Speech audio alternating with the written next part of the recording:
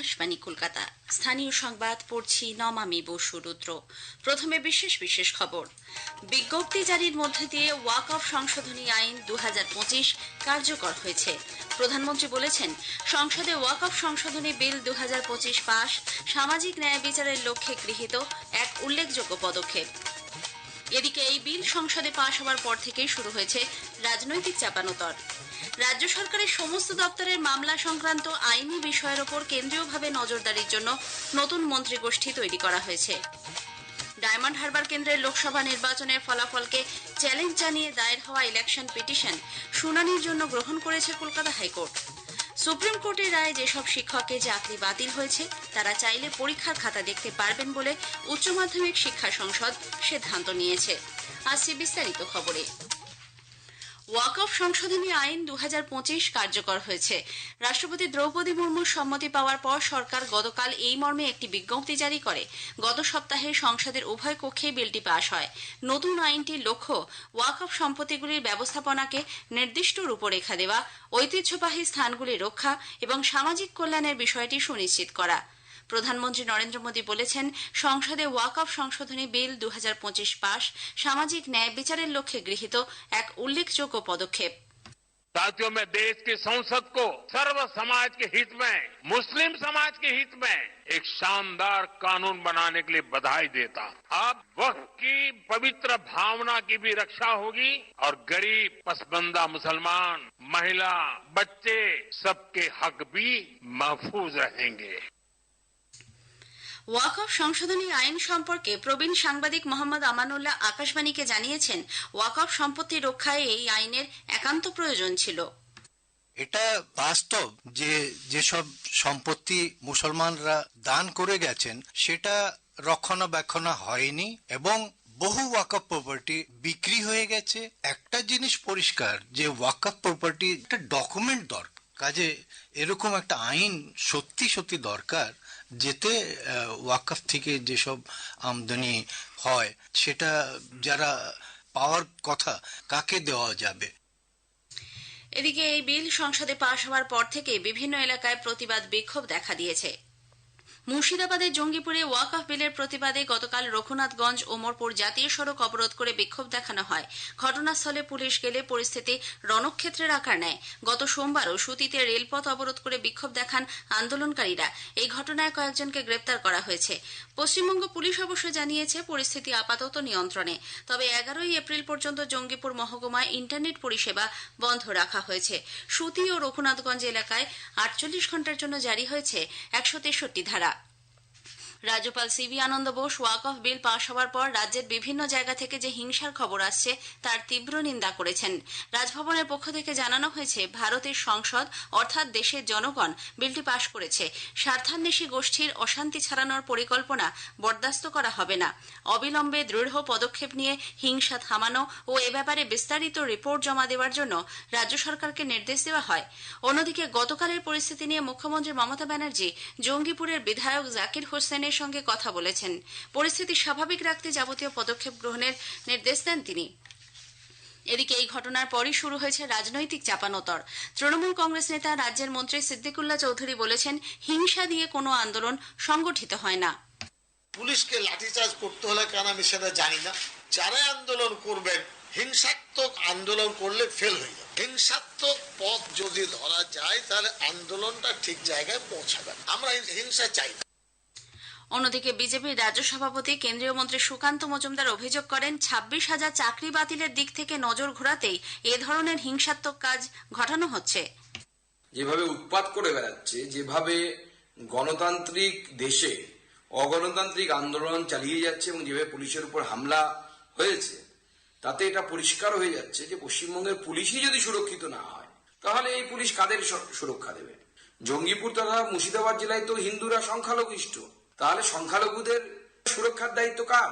এবং মমতা বন্দ্যোপাধ্যায় এবং তার সরকার পুরো পরিকল্পনা করে এই ঘটনাগুলো ঘটতে দিচ্ছেন যাতে এই 26,000 চাকরি চলে যাওয়া এই বিষয়টি থেকে পুরো মিডিয়া এবং জনগণের কনসেন্ট্রেশন যেন অন্যদিকে চলে যায়। প্রদেশ কংগ্রেসের প্রাক্তন সভাপতি অধীর রঞ্জন চৌধুরীও হিংসার পথ ছেড়ে শান্তিপূর্ণ আন্দোলনের পক্ষে সওয়াল করেন।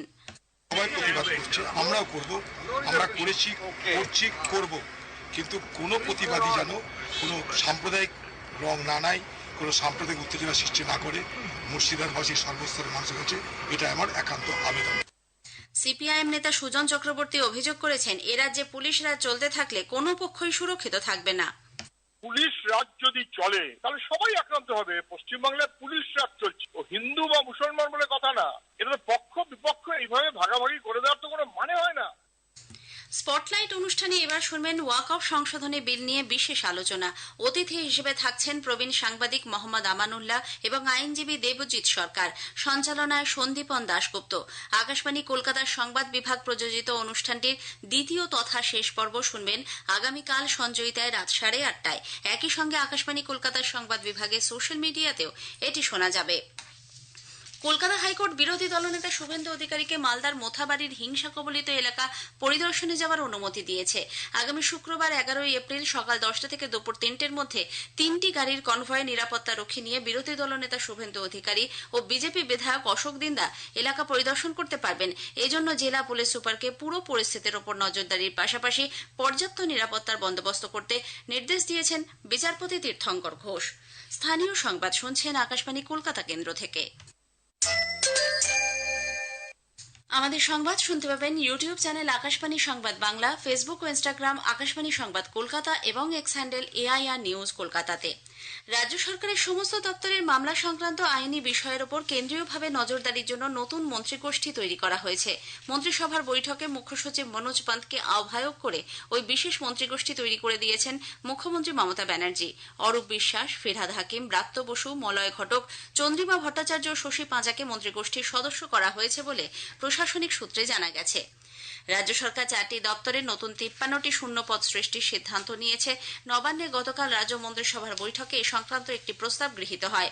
খাদ্য সরবরাহ, নগর উন্নয়ন, ক্ষুদ্র, ছোট, মাঝারি এবং বস্ত্র ও শিল্প দপ্তরে এই পদগুলি তৈরি করা হবে। এখানে আপাতত চুক্তিভিত্তিক পদ্ধতিতে নিয়োগের কথা ভাবা হয়েছে। ডায়মন্ড হারবার কেন্দ্রের লোকসভা নির্বাচনের ফলাফলকে চ্যালেঞ্জ জানিয়ে দায়ের হওয়া ইলেকশন পিটিশন শুনানির জন্য গ্রহণ করেছে কলকাতা হাইকোর্ট। বিচারপতি সুগত মজুমদার গতকাল প্রাথমিক শুনানির পর নির্বাচন কমিশন ও জেলা নির্বাচনী আধিকারিক বা জেলা শাসককে ওই কেন্দ্রের সমস্ত নির্বাচনী নথি, সিসিটিভি ফুটেজ সহ অন্যান্য ডিজিটাল নথি সংরক্ষণের নির্দেশ দেন। 5ই মে এই মামলার পরবর্তী শুনানি। উল্লেখ্য, 2024 সালের লোকসভা নির্বাচনে ডায়মন্ড হারবার লোকসভা কেন্দ্রের 7,10,930 ভোটের ব্যবধানে জয়ী হন তৃণমূল কংগ্রেসের সর্বভারতীয় সাধারণ সম্পাদক অভিষেক বন্দ্যোপাধ্যায়। তারপরই ওই কেন্দ্রের নির্বাচনে বিপুল কারচুপি ও দুর্নীতির অভিযোগে কলকাতা হাইকোর্টে ইলেকশন পিটিশন দায়ের করেছিলেন বিজেপি প্রার্থী অভিজিৎ দাস। সুপ্রিম কোর্টের রায়ে যেসব শিক্ষকের চাকরি বাতিল হয়েছে তারা চাইলে উচ্চ মাধ্যমিক পরীক্ষার খাতা দেখতে পারবেন। তবে তারা যদি খাতা দেখতে না চান তবে তা অন্য শিক্ষকদের দেওয়া হবে বলে সিদ্ধান্ত নিয়েছে উচ্চ মাধ্যমিক শিক্ষা সংসদ। উল্লেখ্য, যাদের চাকরি বাতিল হয়েছে তাদের মধ্যে 11,610 জন নবম ও দশম এবং 5,596 জন একাদশ ও দ্বাদশ শ্রেণীতে পড়াতেন। এরা অনেকেই মাধ্যমিক ও উচ্চ মাধ্যমিকের খাতাও দেখেছেন। সুপ্রিম কোর্টের রায়ের পর চাকরি বাতিল হওয়া শিক্ষক শিক্ষিকারা খাতা দেখতে পারবেন কিনা তা নিয়ে প্রশ্ন ওঠায় এই মত প্রকাশ করেছে সংসদ। চাকরিহারাদের একাংশকে নিয়ে কলকাতা হাইকোর্টের প্রাক্তন বিচারপতি বিজেপি সাংসদ অভিজিৎ গঙ্গোপাধ্যায় আজ ফের এসএসসি দপ্তরে যাবেন বলে জানিয়েছেন। গতকালও তিনি স্কুল সার্ভিস কমিশনের অফিসে যান, তবে চেয়ারম্যান সিদ্ধার্থ মজুমদার না থাকায় তাঁর সঙ্গে দেখা হয়নি। গোটা ঘটনার জন্য মুখ্যমন্ত্রীকে তিনি দায়ী করে বলেন, ওএমআর শিটের মিরর ইমেজ যারা প্রকাশ্যে আনতে দিচ্ছে না তাদের বিরুদ্ধে ব্যবস্থা নেওয়া উচিত। যোগ্য অযোগ্যদের তালিকা এসএসসির পক্ষে করা সম্ভব বলে মন্তব্য করে ফের একবার কমিটি গঠনের প্রস্তাব দেন তিনি।